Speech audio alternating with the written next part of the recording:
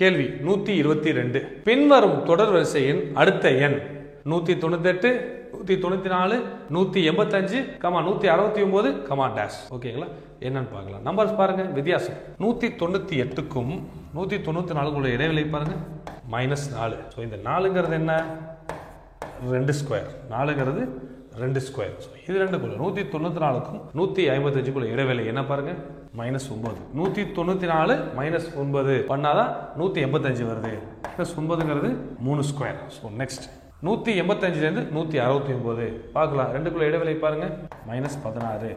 185லேருந்து 16 கழிக்கும் போது நமக்கு என்ன கிடைக்குது? 189. 16ன்றது 4 ஸ்கொயர். அப்போ நெக்ஸ்ட் நம்பர் என்னவா இருக்கணும்? 169லேருந்து 25 கழிக்கணும்.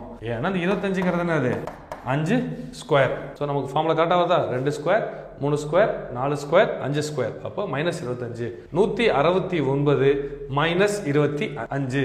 ஸோ மைனஸ் பண்ணும்போது 169லேருந்து 25 கழிச்சால் நமக்கு கிடைக்கிறது 144. இந்த கேள்விக்கான விடை ஆப்ஷன் டி 144.